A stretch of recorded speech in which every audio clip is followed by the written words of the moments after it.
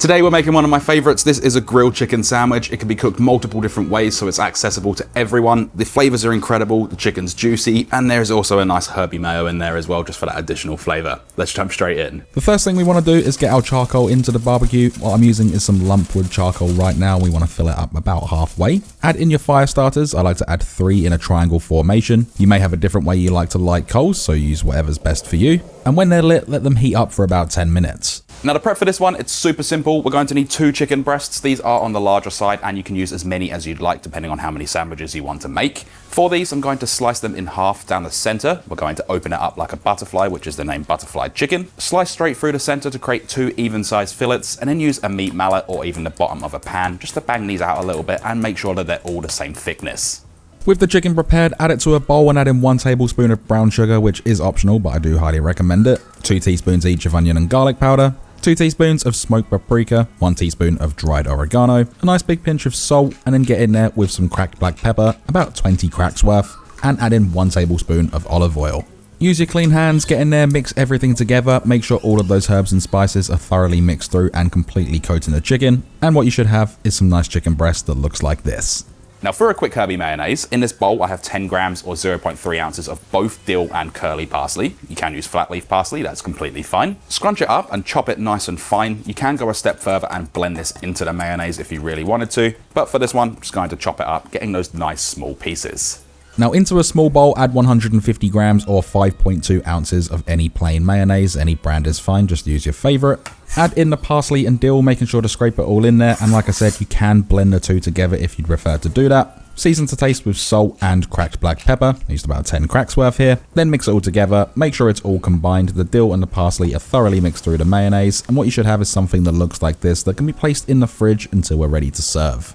Now going back to the barbecue, our charcoal is nice and hot. We can add in our grill plate and then shut the lid. We want the barbecue to come to about 240 degrees Celsius or 470 degrees Fahrenheit. And I will just say this can be done over gas or even in a pan or an air fryer. Now as for the fillings, we're going to need 1 tomato. This is an heirloom tomato. It's actually one of my favorite types of tomatoes. Just has a really nice beefy umami flavor. Slice these into nice thin rounds. You can do thick rounds if you prefer that. And the amount is completely up to you. Just depends on how much tomato you like. An optional ingredient is a red onion. You don't have to do it, but I think red onion goes fantastic in this sandwich. I'm just taking off the tip, then we're going to slice this into rings. The bigger the better, but obviously depending on the size of the onion, you can only work with what you've got. And then just pop out those rings, separating them, remove any of the skin, and you can save all of the scraps for a stock. Now for the bread, I'm using Turkish roll. The amount of bread you're going to use is obviously going to depend on how many sandwiches you're going to make. All I'm doing with this is slicing it in half, opening it up, and you can put some butter on there or even a little bit of olive oil. That choice is all yours. It will help things crisp up and get a little bit of extra flavor, but you can toast these completely dry or even leave them fresh. With the barbecue at temp, which is 240C or 470F, add on the chicken and we're going to sear this for about 3 to 4 minutes, making sure that we shut the lid. After about 3.5 minutes, I ended up flipping over the chicken. What you should have is a really nice caramelized golden color, and that caramelization mostly comes from the brown sugar. That's why I do recommend using it. Flip them over and then repeat that same process until the chicken is cooked in the center and has an internal temperature of 74 degrees Celsius or 165 degrees Fahrenheit, and we can remove it from the barbecue. I do recommend scraping down the grate just to get off any loose bits and then add on that bread. We're going to toast this just to your liking. I ended up toasting it for a couple of minutes until nice and golden and slightly crispy. Don't like over toasted bread. And with the chicken, I do recommend letting it rest for about 5 minutes, but you should have something that looks like this.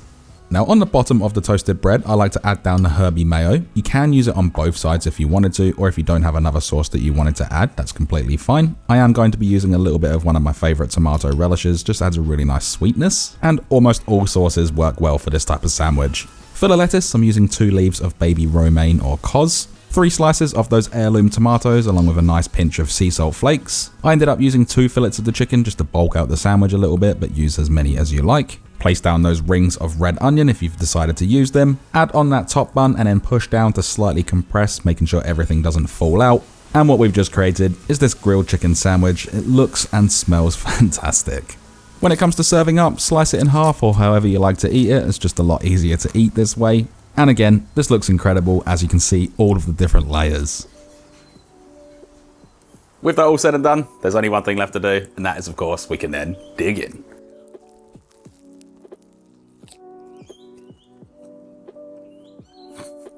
With my honest opinion, that is phenomenal. There is so much flavor going on. All of the ingredients are super fresh. You got that nice texture from the lettuce, the onion, as well as that crispy bun. Chicken's juicy, packed with flavor. Herby mayo just adds that really nice freshness. And this is an absolutely fantastic sandwich. I highly recommend you try it.